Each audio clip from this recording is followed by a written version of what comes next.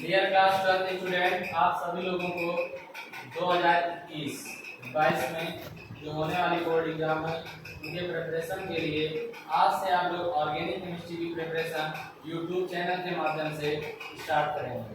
और आप सभी लोग यूट्यूब चैनल को जितना ज़्यादा से ज़्यादा उसको उतना ज़्यादा सब्सक्राइब करवाइए और सब्सक्राइब करिए अपने मित्रों को, अपने भाइयों को, बहनों को और अपने रिलेशन में। और इस चैनल के माध्यम से उन्हें केमिस्ट्री में होने वाली प्रॉब्लम एक प्रकार की किसी भी प्रकार की कोई भी प्रॉब्लम नहीं रह जाएगी, यह हमारा दावा है। आज आप लोग हाइड्रो एल्केन पढ़ने जा रहे हैं। हाइड्रो एल्केन के अंतर्गत सबसे पहले आप सभी लोग इतने दिनों से बैठे हुए हैं तो हाइड्रो एल्केन के पहले आप लोग ये जान लीजिए हाइड्रोकार्बन क्या होता है। तो हो सकता है मे भी आपको पता है तो बहुत अच्छी बात है, नहीं पता है तो जानने की कोशिश करिए हाइड्रोकार्बन क्या होते हैं। तो सिंपल सी एकदम डिफिनेशन बताने जा रहे हैं जो कि सामान्यतः बुकों में मिल ही जाती है। कार्बन व हाइड्रोजन से मिलकर बने हुए यौगिकों को हाइड्रोकार्बन कहा जाता है। एक एकदम रियल में हो गया कि हाइड्रोकार्बन क्या होता है। तो ऐसे यौगिक जो मुख्यतः कार्बन व हाइड्रोजन से मिलकर बने होते हैं उन्हें हम हाइड्रोकार्बन कहते हैं। आप ये भी कह सकते हो कि ऐसे यौगिक जिनमें कार्बन व हाइड्रोजन उपस्थित होता है उन्हें हम क्या कहते हैं, हाइड्रोकार्बन कहते हैं। उन्हें हम क्या कहते हैं, हाइड्रोकार्बन कहते हैं। हाइड्रोकार्बन जो होते हैं ये मुख्यतः दो प्रकार के होते हैं। एक होता है संतृप्त हाइड्रोकार्बन, दूसरा होता है असंतृप्त हाइड्रोकार्बन। संतृप्त हाइड्रोकार्बन को मुख्य रूप से सैचुरेटेड हाइड्रोकार्बन कहते हैं और असंतृप्त हाइड्रोकार्बन को अनसैचुरेटेड हाइड्रोकार्बन कहते हैं। ठीक है, तो सैचुरेटेड हाइड्रोकार्बन क्या होते हैं, ये जो संतृप्त हाइड्रोकार्बन होते हैं ये क्या होते हैं, ऐसे हाइड्रोकार्बन जिनके कार्बन व कार्बन के मध्य या कार्बन की श्रृंखला में केवल एकल बंध पाए जाते हैं। ऐसे सिंगल बॉन्ड ही केवल पाए जाते हैं, एकल बंध पाए जाते हैं, उन्हें हम संतृप्त हाइड्रोकार्बन कहते हैं। इसके अंतर्गत हम एल्केनों का अध्ययन करते हैं। किसका अध्ययन करते हैं, एल्केन का अध्ययन करते हैं। और एल्केन का जो जनरल फार्मूला होता है CnH2n+2 होता है। क्या होता है स्टूडेंट, CnH2n+2 होता है। For example methane, ethane, propane etc, ये एग्जाम्पल हो गए। इसके बाद आ जाता है असंतृप्त हाइड्रोकार्बन। असंतृप्त हाइड्रोकार्बन एंड सैचुरेटेड हाइड्रोकार्बन क्या होते हैं, ऐसे हाइड्रोकार्बन यानी कार्बन के सीरीज में, कार्बन की सीरीज या कार्बन की श्रृंखला में डबल बॉन्ड, कार्बन की सीरीज या कार्बन की श्रृंखला में डबल बॉन्ड और ट्रिपल बॉन्ड पाए जाते हैं। डबल बॉन्ड और ट्रिपल बॉन्ड पाए जाते हैं, उन्हें हम क्या कहते हैं, अनसैचुरेटेड या असंतृप्त हाइड्रोकार्बन कहते हैं। इसके अंतर्गत हम एल्कीन और एल्काइंस का अध्ययन करते हैं। नंबर 1 आपका एल्कीन होता है और नंबर 2 आपका क्या होता है, एल्काइन होता है। एल्कीन जो होता है वो आपका यहाँ पर लिया गया है इन से, और इन जो होता है वो आपका प्राइमरी सफिक्स होता है। प्राइमरी सफिक्स के कारण यहाँ पर डबल बॉन्ड लिया जाता है और डबल बॉन्ड में इन लगाया जाता है। तो यहाँ पर आपका इसका जनरल फार्मूला जो होगा CnH2n होगा। फॉर एग्जांपल यहाँ पर n मान लीजिए नंबर आप 2 रखेंगे तो C2H4 C3 H6 C4 H8 etc। ये आपका एथिलीन हो गया, ये प्रोपीन हो गया, ये ब्यूटीन हो गया। ठीक है भैया। फिर आ जाता है एल्काइन। एल्काइन जो है आइन शब्द से लिया गया है। आइन जो है यहाँ पर आपका प्राथमिक अनुलग्नक है और आइन का प्राथमिक अनुलग्नक होने के कारण जब ट्रिपल बॉन्ड होता है तो वहां पर हम प्राथमिक अनुलग्नक आइन के रूप में लिखते हैं। तो ये आपका आइन हो गया और इसका जो जनरल फार्मूला होता है CnH2n-2 होता है। क्या होता है स्टूडेंट, CnH2n-2 होता है। इसके रिलेशन में हम जैसे फॉर एग्जांपल C2H2, ये आपका क्या हो गया, एथिलीन हो गया, सॉरी एथाइन हो गया। क्या हो गया, एथाइन हो गया। इसके बाद है आपका C3H, 3 दूनी 6, 6 में से 2 जाएगा तो आपका 4, C3H4। फिर आ जाएगा मान लीजिए C4 रखा आपने तो यहाँ पर आपका 4 दूनी 8, 8 में से गया तो आपका 6 etc। ये आपका हो गया एथाइन, प्रोपाइन, ब्यूटाइन।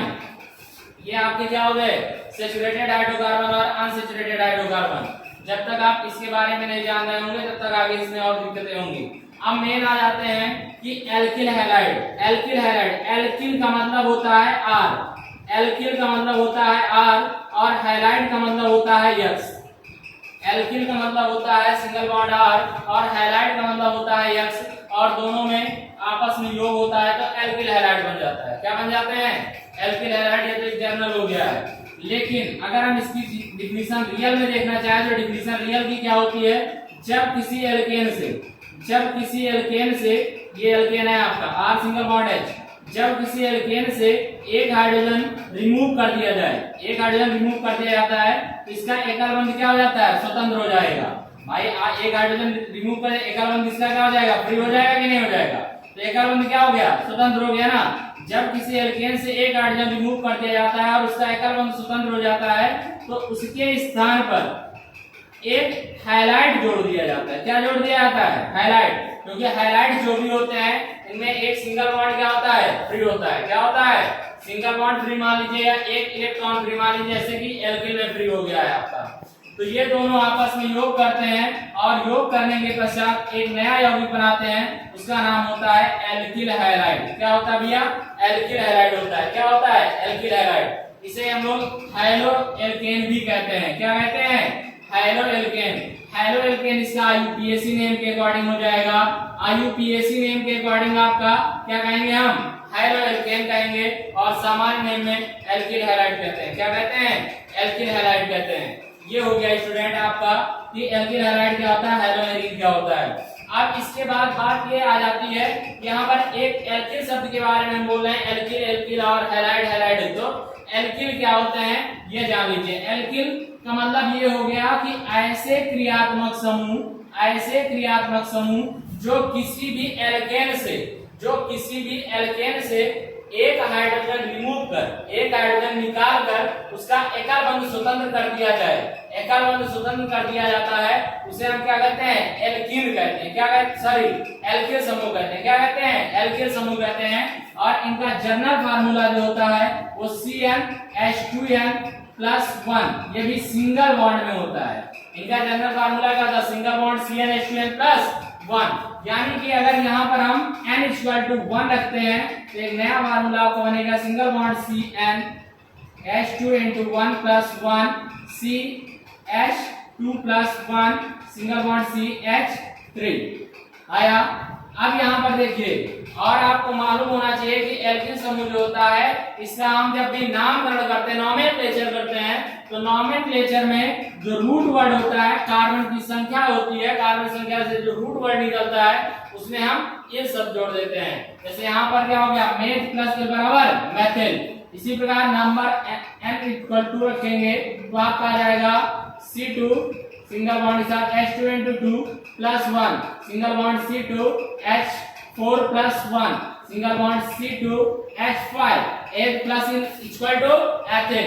इसी प्रकार यहाँ पर आ जाएगा आपका n=3 तो single bond C3H2n+3+1 single bond C3H6+1 single bond C3H7 pro plus equal क्या आ जाएगा, प्रोपिल, ब्यूटिल, पेंटिल, हेक्सिल और हेप्टिल, ऑक्टिल, नॉनटेल, डेक्टिल। इस प्रकार से सभी क्या हो जाएंगे आपके एल्किल, आपके functional group, alkyl functional group हो जाएंगे। क्या हो जाएंगे स्टूडेंट, एल्किल फंक्शनल ग्रुप हो जाएंगे। ये हो गया। अब इसमें ध्यान कुछ नहीं देना, आपको एल्किल समूह पता चल गया है, यानी कि अगर R कहीं पर आता है तो सिंगल बॉन्ड R के प्लेस पर हमें सिंगल बॉन्ड CH3 भी रख सकते हैं, सिंगल बॉन्ड C2H5 भी रख सकते हैं, सिंगल बॉन्ड C3H7 भी रख सकते हैं, सिंगल बॉन्ड C4H9 भी रख सकते हैं, etc आप रख सकते हैं। ओके, कोई दिक्कत नहीं। अब बात करेंगे हम X की। X क्या होता है, सिंगल बॉन्ड X क्या होता है। सिंगल बॉन्ड X आप लोग इनऑर्गेनिक केमिस्ट्री में पढ़ के आए होंगे।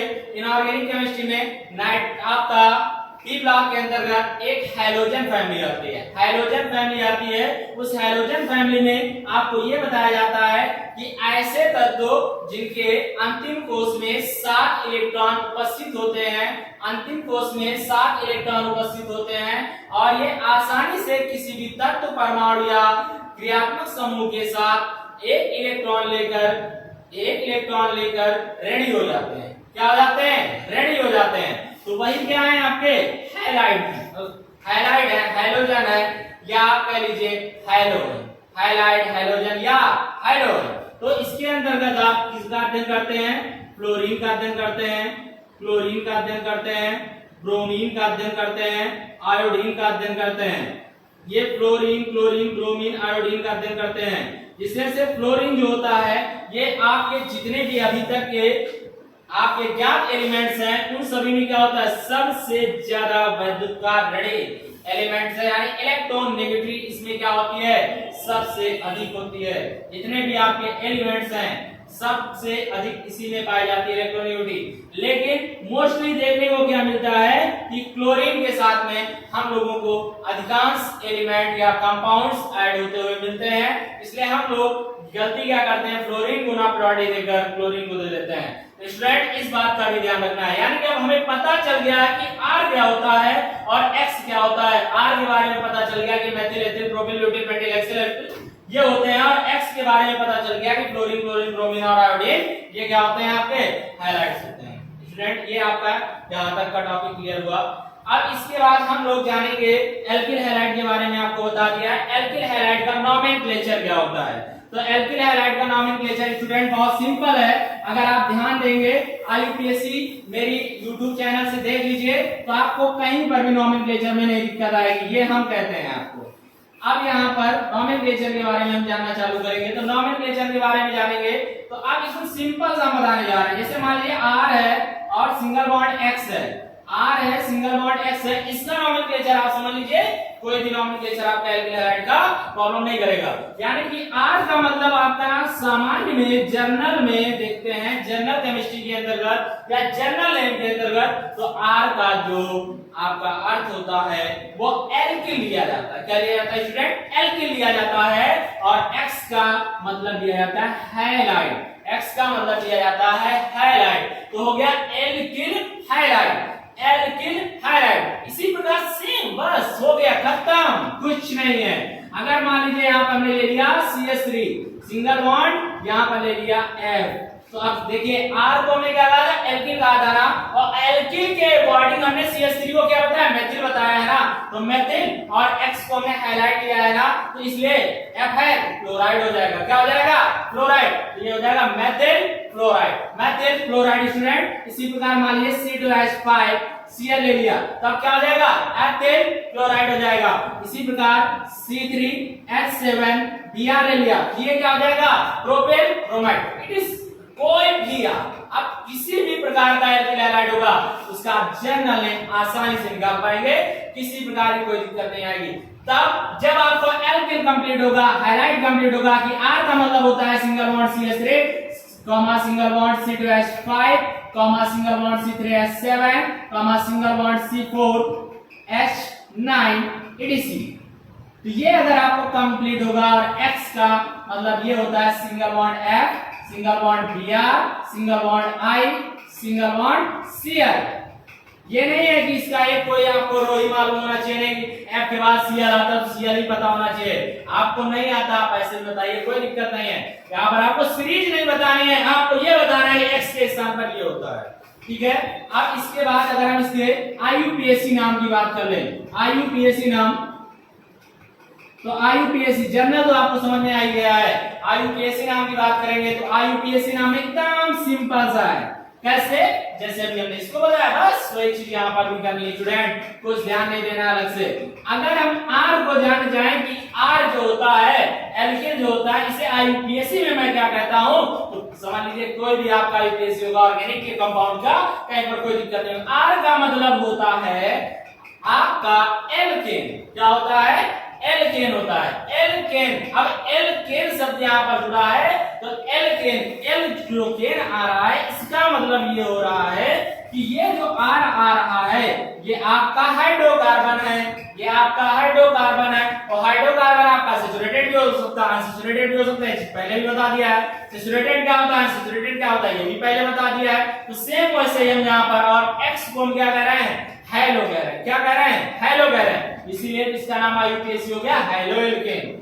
RX का अगर आईयूपीएसी नाम कोई पूछेगा तो क्या होता है, हाइलो एल्केन होता है। क्या होता है स्टूडेंट, हाइलो एल्केन होता है। तो उसी के अकॉर्डिंग यहाँ पर हम ध्यान देंगे, अगर मान लीजिए हम रखते हैं CH3 single bond Br, CH3 single bond Br, तो CH3 सिंगल बॉन्ड Br का आईयूपीएसी नाम जो हो जाएगा, हाइलो के स्थान पर हम ब्रोमो लिखेंगे। क्या लिखा, हाइलो के स्थान पर ब्रोमो। और एक कार्बन से क्या होता है, मेथ होता है। रूट वर्ड क्या होता है, कार्बन से मेथ होता है। और यहाँ पर सिंगल बॉन्ड है तो क्या हो जाएगा, है ब्रोमो मेथेन। क्या हो जाएगा, ब्रोमो मेथेन। इसी प्रकार यहाँ पर अगर हम यहाँ पर ले लें C2H5 single bond Cl, C2H5 single bond Cl, तो ये क्या हो जाएगा आपका, Cl जो है ये क्लोरो के लिए हो जाएगा और C2H5 क्या हो जाएगा आपका, दो कार्बन से रूट वर्ड होते हैं एक, तो ये आपका हो जाएगा क्लोरोएथेन, क्लोरोएथेन। स्टूडेंट इसी प्रकार से आप किसी भी कोई भी आपका एल्किल हैलाइड हो, कैसा भी एल्किल हैलाइड हो, उसका आसानी से आप नॉमेनक्लेचर निकाल सकते हैं। किसी प्रकार की उसमें कोई दिक्कत नहीं आएगी। ये आपका नॉमेनक्लेचर हो गया, एल्किल हैलाइड का नॉमेनक्लेचर हो गया। अब एल्किल हैलाइड के नॉमेनक्लेचर जितना हो गया, अब इतने से ही काम नहीं चल जाना है आपका। आपको होमवर्क है, आपका वर्कशीट है कि वर्क में आप ये क्या करें कि इसके 10-20 कंपाउंड लिखें और सबके सिंपल नाम लिखें और आईयूपीएसी नेम लिखें, जिससे ये पता चल जाए कि आपको कितना कंप्लीट हुआ, क्या कंप्लीट नहीं हुआ है। स्टूडेंट इतना जब कंप्लीट हो जाता है तब नेक्स्ट आपका आता है कि जो आपके एल्किल हैलाइड होते हैं, एल्किल हैलाइड का क्लासिफिकेशन, एल्किल हैलाइड का क्लासिफिकेशन आप एल्किल। स्टूडेंट आपको यहाँ तक कंप्लीट कर लेना है। इसके बाद ध्यान देना है कि अब आप जो कंप्लीट करने जा रहे हैं वो क्या है, वो आपका एकदम सिंपल सा है। अब आपका हाइलो एल्केन या एल्किल हैलाइड का क्लासिफिकेशन, वर्गीकरण पढ़ना है। क्लासिफिकेशन ऑफ एल्किल हैलाइड, तो क्लासिफिकेशन ऑफ एल्किल हैलाइड, इसके अंतर्गत आप अकॉर्डिंग टू ध्यान दीजिए क्या होता है। ठीक, तो यहाँ पर ये बताया गया है कि जो आपका एल्किल हैलाइड होते हैं वो निम्न प्रकार के होते हैं, वो भी किसके अकॉर्डिंग, अकॉर्डिंग टू हाइड्रोजन परमाणु, hydrogen atom, according to hydrogen atom. आप इस चीज को लिख सकते हो कि हाइड्रोजन परमाणु के आधार पर एल्किल हैलाइड के प्रकार, हाइड्रोजन परमाणु के आधार पर एल्किल हैलाइड के प्रकार। ठीक है, तो अब यहाँ पर ध्यान देना है कि हाइड्रोजन परमाणु के आधार पर कैसे कितने प्रकार के होते हैं। तो ऐसे एल्किल हैलाइड, ऐसे एल्किल हैलाइड जिनमें, ऐसे एल्किल हैलाइड जिनमें एल्किल समूह के साथ, एल्किल समूह के साथ केवल एक हैलाइड समूह जुड़ा होता है, केवल एक हैलाइड जुड़ा होता है, उन्हें हम क्या कहते हैं, उन्हें हम क्या कहते हैं, mono alkyl halide, mono alkyl halide. क्या कहते हैं स्टूडेंट, मोनो एल्किल हैलाइड। जैसे CH3Cl, ये क्या हो जाएगा, मैथिल क्लोराइड। फिर C2H5Br, एथिल ब्रोमाइड। फिर हो जाएगा C3H7I, प्रोपिल आयोडाइड। ये सभी क्या है आपके, ये सभी मोनोहाइड्रिक एल्किल हैलाइड हैं, या मोनोहाइड्रिक एल्किल हैलाइड कह लीजिए, चाहे हाइलो एल्केन कह लीजिए।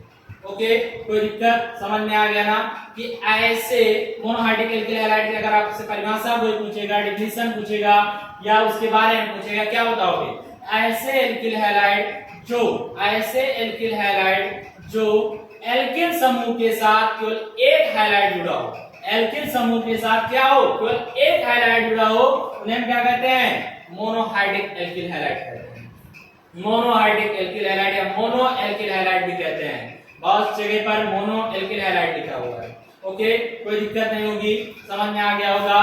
नेक्स्ट आपका आता है डाईहाइड्रिक या di alkyl halide, dihydric alkyl halide या डाई एल्किल हैलाइड। तो डाई एल्किल हैलाइड या डाईहाइड्रिक एल्किल हैलाइड क्या होते हैं, ऐसे एल्किल हैलाइड, ऐसे एल्किल हैलाइड जो, ऐसे एल्किल हैलाइड जिनमें एल्किल समूह, अनसैचुरेटेड एल्किल समूह के साथ, अनसैचुरेटेड एल्किल समूह के साथ दो आपके हैलाइड जुड़े होते हैं, अनसैचुरेटेड एल्किल समूह के साथ दो हैलाइड जुड़े होते हैं, जैसे आपका CH2Cl2, ये अनसैचुरेटेड होगा आपका, सैचुरेटेड नहीं होगा, अनसैचुरेटेड होगा, एथिलीन डाइक्लोराइड।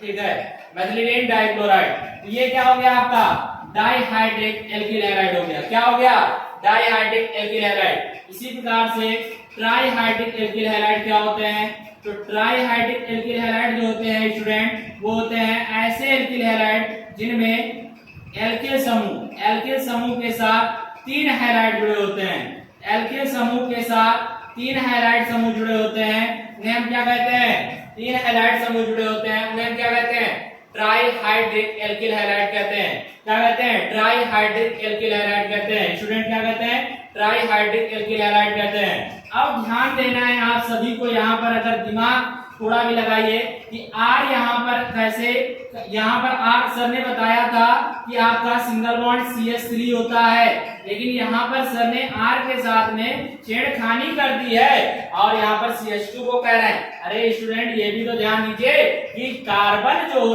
हाइड्रोजन जो होता है वो हाइड्रोजन के सिमिलर होता है, तो हाइड्रोजन यहाँ से रिमूव हो रहा है तो हैलाइड यहाँ पर जुड़ भी तो रहा है, तो इसलिए ये R लिखा गया है। उसी के अकॉर्डिंग यहाँ पर ध्यान दीजिएगा। अब ये आपका CHCl3, आपको इसका नाम सामान्यतः सभी को पता होगा, ये क्या है CHCl3। इसका अगर आप यूपीएससी नाम ध्यान दोगे ये आपका हो जाएगा ट्राइहेलोमेथेन या ट्राइहेलोएल्केन। ट्राइहेलोएल्केन इसका ट्राइक्लोरोमेथेन, ट्राइक्लोरोमेथेन किसे कहा जाता है स्टूडेंट, पता होना चाहिए, क्लोरोफॉर्म। वेरी मोस्ट इंपॉर्टेंट है आपका, क्या है क्लोरोफॉर्म। तो क्लोरोफॉर्म आपका CHCl3 होता है, CHCl3 होता है। तो इसे हम क्या कहते हैं, पॉलीहैलाइड्स कहते हैं। क्या कहते हैं, पॉलीहैलाइड्स कहते हैं, या पॉली भी कह सकते हो, सॉरी ट्राइहैलाइड्स कहते हैं। पॉली के लिए हम अलग बताते हैं। पॉलीहैलाइड्स क्या होते हैं, ऐसे हैलाइड्स जिनमें R यानी एल्किल समूह के साथ 3 से अधिक हैलाइड जुड़े होते हैं। तो 4 भी हो सकते हैं, 5 भी हो सकते हैं, इनफिनाइट तक भी जा सकते हैं। 3 से अधिक हैलाइड जुड़े होते हैं, उन्हें हम क्या कहते हैं आपके स्टूडेंट, पॉलीहैलाइड्स कहते हैं। क्या कहते हैं, पॉलीहैलाइड्स कहते हैं। फॉर एग्जांपल CCl4, ये क्या है आपका कार्बन टेट्राक्लोराइड। क्या है आपका कार्बन टेट्राक्लोराइड। दूसरा आपका C2Cl6, ये क्या है आपका हेक्साक्लोरोएथेन। हेक्साक्लोरोएथेन जो होता है उसे हम क्या कहते हैं, कृत्रिम कपूर कहते हैं स्टूडेंट। क्या कहते हैं, कृत्रिम कपूर कहते हैं। क्या कहते हैं स्टूडेंट, कृत्रिम कपूर कहते हैं। ये आपका हो गया स्टूडेंट कि अगर हम जनरल वे में बात करेंगे कि हाइड्रोजन आइटम के अकॉर्डिंग, तो हाइड्रोजन आइटम के अकॉर्डिंग आपके एल्किल हैलाइड जो होते हैं मुख्य रूप से 4 प्रकार के होते हैं। नंबर 1 होता है monohydric alkyl halide, dihydric alkyl halide, trihydric alkyl halide, polyhydric alkyl halide. और इन सभी के एग्जांपल में बता दिया है, आप सामान्य रूप से नोट्स इसका तैयार कर सकते हैं, कहीं पर कोई दिक्कत नहीं आएगी। ये आपका क्या हो गया, हाइलाइट्स के या हाइड्रोजन के आइटम के अकॉर्डिंग टू आपके एल्किल हैलाइड का क्लासिफिकेशन। अब इसके बाद हम कार्बन, जो कार्बन आप होता है, कार्बन परमाणु होता है, कार्बन आइटम होता है, इसके नेचर, इसकी प्रकृति के आधार पर हम पढ़ने जा रहे हैं alkyl halides, types of alkyl halide in carbon atom nature. ठीक है, तो कार्बन आइटम नेचर जो है उसके अकॉर्डिंग हम पढ़ेंगे। तो वहां पर ये बताया जाता है कि जो कार्बन परमाणु होता है उसके आधार पर एल्किल हैलाइड जो होते हैं वो मुख्य रूप से 3 प्रकार के होते हैं। कितने प्रकार के होते हैं, 3 प्रकार के होते हैं। पहला जो होता है फर्स्ट डिग्री कार्बन परमाणु या फर्स्ट डिग्री एल्किल हैलाइड, दूसरा होता है सेकेंड डिग्री एल्किल हैलाइड, तीसरा होता है third degree alkyl halide. First degree alkyl halide, second degree alkyl halide और third degree alkyl halide. Student एक इसका एकदम सरल तरीका हम बताने जा रहे हैं आपको, शायद कोई ना बताता हो। अगर आपका फर्स्ट डिग्री एल्किल हैलाइड की बात करते हैं तो ऐसे एल्किल हैलाइड जो एल्किल समूह के साथ, ऐसे एल्किल हैलाइड जो एल्किल समूह के साथ आपका फर्स्ट डिग्री कार्बन परमाणु से सीधा हैलाइड जुड़े होते हैं। ये फर्स्ट डिग्री आपका है और फर्स्ट डिग्री कार्बन परमाणु के साथ सीधे हैलाइड जुड़ा हुआ है, तो समझ जाइए वो क्या है आपका प्राथमिक एल्किल हैलाइड है। क्या है? प्राथमिक या फर्स्ट डिग्री एल्किल हैलाइड है। मेन यही फार्मूला है स्टूडेंट, इससे आपको बहुत फायदा मिलेगा। First degree, second degree, third degree, आपको जो स्टूडेंट हमारा फर्स्ट ईयर का या यूपीएससी का वीडियो देखे होंगे उन लोगों की ये सारी चीजें क्लियर होंगी, कहीं पर कोई दिक्कत नहीं होती है।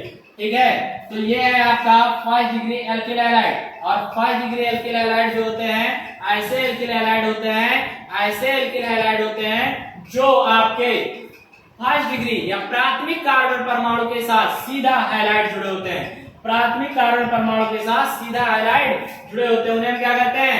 फर्स्ट डिग्री एल्किल हैलाइड कहते हैं। क्या कहते हैं? फर्स्ट डिग्री एल्किल हैलाइड कहते हैं। इसके बाद जैसे फॉर एग्जांपल आपका CH3 single bond, CH2 single bond Br। देखिए ब्रोमीन यहाँ पर कार्बन परमाणु के साथ सीधा अटैच है, वो भी फर्स्ट डिग्री कार्बन परमाणु के साथ अटैच है, इसका नाम क्या हो जाएगा? Ethyl bromide. और ये क्या है? फर्स्ट डिग्री आपका एल्किल हैलाइड है, फर्स्ट डिग्री एल्किल हैलाइड है।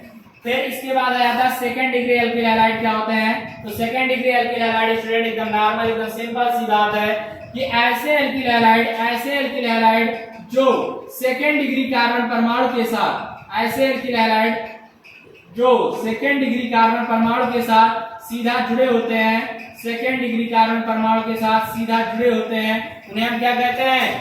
उन्हें हम कहते हैं second degree alkyl halide, second degree alkyl halide. अब ये यहाँ पर क्या है? सेकंड डिग्री आपका सेकंड डिग्री कार्बन परमाणु है, या आपका फर्स्ट डिग्री कार्बन परमाणु है। तो सेकंड डिग्री कार्बन परमाणु के साथ यहाँ पर क्या है? हैलाइड सीधा जुड़ा हुआ है, इसका मतलब ये क्या है आपका? सेकेंडरी, द्वितीय एल्किल हैलाइड है। क्या है? द्वितीय एल्किल हैलाइड। फॉर एग्जांपल आपका CH3 single bond C, single bond CH3 single bond H, single bond Br। तो इसका नाम हो जाएगा आइसोप्रोपिल ब्रोमाइड, आइसोप्रोपिल ब्रोमाइड। ये क्योंकि आप जब निरर्थक पद्धति पढ़ते हैं, निरर्थक पद्धति आईपीएससी नामकरण या नोमेनक्लेचर की पढ़ते हैं, तो वहां पर बताया जाता है ये नॉर्मल होता है, ये आइसो होता है, इसके बाद आता है नियो अकॉर्डिंग टू उसके। ठीक है, फिर आ जाती बात थर्ड डिग्री एल्किल हैलाइड क्या होते हैं। थर्ड डिग्री एल्किल हैलाइड होते हैं स्टूडेंट ऐसे एल्किल हैलाइड, ऐसे एल्किल हैलाइड, ऐसे एल्किल हैलाइड जो, ऐसे एल्किल हैलाइड जो आपके तृतीय कार्बन परमाणु के साथ, तृतीय कार्बन परमाणु के साथ सीधा हैलाइड जुड़ा होता है, तृतीय कार्बन परमाणु के साथ सीधा हैलाइड जुड़ा होता है, इसे हम क्या कहते हैं? Third degree. इसे हम क्या कहते हैं?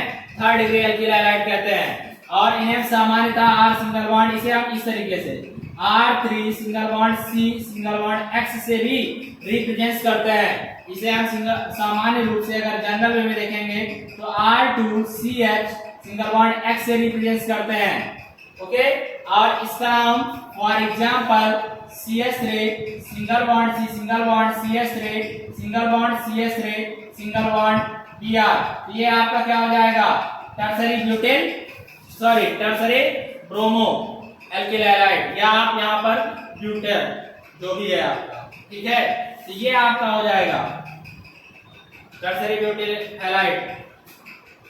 इसमें आपको परेशान नहीं होना है। यहाँ पर जब आप ये चीज समझ जाओगे बेटा, यहाँ पर आपको ये लग रहा होगा ऑड पढ़ा रहे हैं, ये पता नहीं क्या बता रहे हैं, लेकिन जब आप अल्कोहल पढ़ोगे तो वहां पर फर्स्ट डिग्री, सेकंड डिग्री और थर्ड डिग्री में एक आपका परीक्षण आता है, उसे कहते हैं लुकास रेजेंट।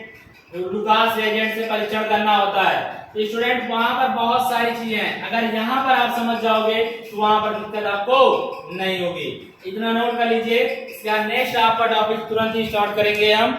स्टूडेंट्स ध्यान दीजिए। अब इसके बाद आपको अगर ये सारी चीजें कंप्लीट हो जाएंगी तो ये मान के चलिएगा जो आपका नेक्स्ट वीडियो यानी कि आज या कल में अपलोड होगा फिर से, तो वो आपका होगा कि एल्किल हैलाइड के बनाने की सामान्य विधियां। और एल्किल हैलाइड के बनाने की सामान्य विधियों में आपको हम बता दे रहे हैं कि जैसा कि आप लोग पता होना चाहिए कि सबसे पहले आपको एल्केन से होगा। तो एल्केन का जब हम क्लोरीनेशन कराते हैं तो आपका एल्किल हैलाइड बन जाता है, और इसमें आल टाइप्स एल्किल हैलाइड हमारे सामने आते हैं। ओके, इसके बाद आपका एल्कीन से होगा।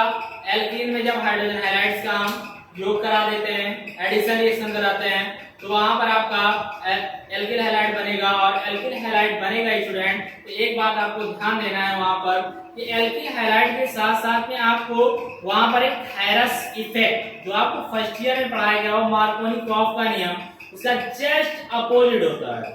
यानी कि जब आपका अनसैचुरेटेड हाइड्रोकार्बन से बॉन्ड को तोड़ना होता है तो थायरस इफेक्ट या आपका मार्कोनिकॉफ इफेक्ट वर्कआउट करता है वहां पर स्टूडेंट। तो बस वही चीज है। और इसके बाद आपका एल्कोहल से होगा।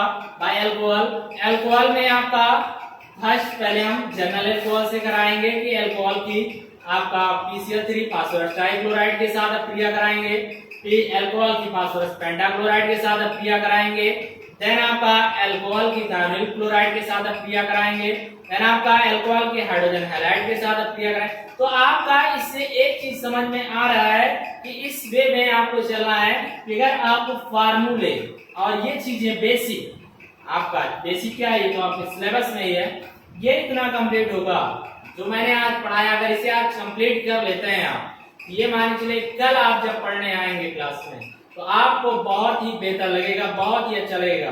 और स्टूडेंट आप सभी से ये विनम्र निवेदन है कि अपने फ्रेंड्स, अपने रिलेटिव, अपने यार दोस्त जो भी हैं पढ़ने वाले, केमिस्ट्री से प्रॉब्लम उनको हो रही, डर लग रहा है, उनको कहिए हमसे जुड़े, डरना किसी चीज से नहीं है। और मैं वादा करता हूँ आपको केमिस्ट्री से डर नहीं लगेगा।